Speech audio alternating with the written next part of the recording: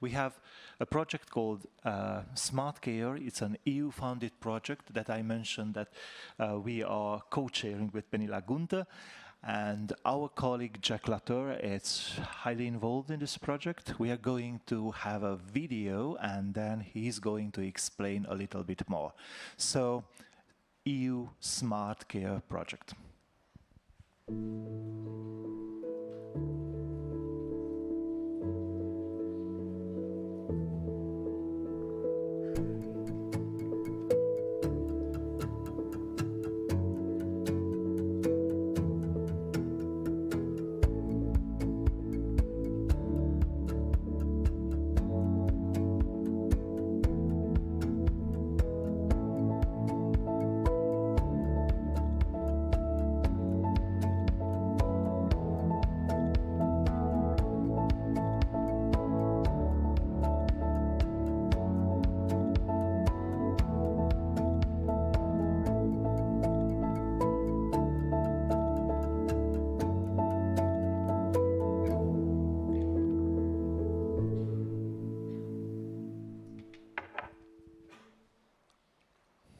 Thank you. Stay tuned. It's a very, very new and very innovative project.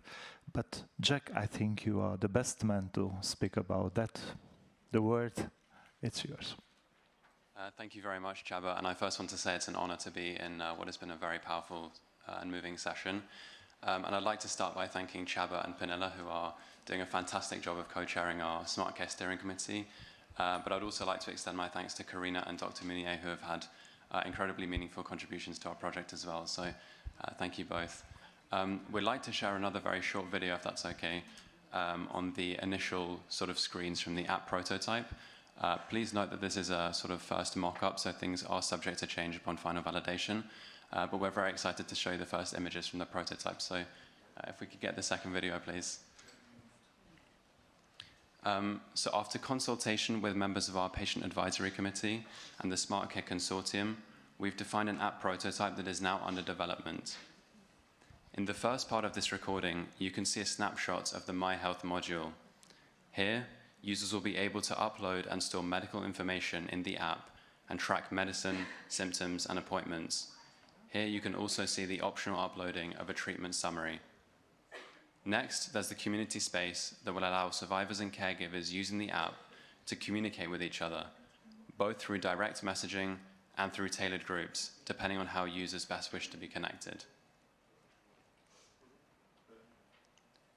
You can see the previously mentioned resource bank in use here, which will aim to host a validated, reliable bank of useful informational resources for the users. And finally, a brief demonstration of part of the telehealth functionality gives a small insight into how users will be able to connect with healthcare professionals, but makes it clear that the data will always be under the control of the survivor or caregiver.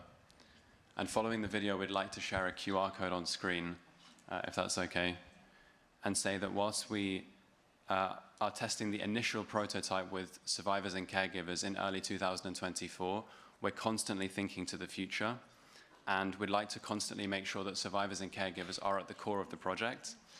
As a result, we've just launched an extensive user needs survey with the collaboration of CCI, DICE, Youth Cancer Europe, EAU, and the Spanish Heart Foundation to understand the user needs beyond the prototype and make sure that we can turn this vision into a reality that best serves the users. We will be creating a dissemination toolkit for project partners and any other organizations to help them distribute the survey should they wish, but you are of course welcome to complete the survey by using the on-screen QR code now.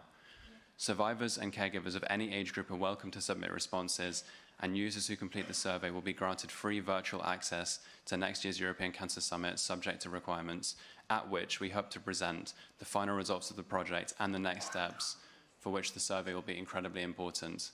If you want to hear anything more about smartCARE or the survey, I'll be at the EU project stand in the Community Central, and I'd be more than happy to answer any questions you may have. And thank you, Csaba.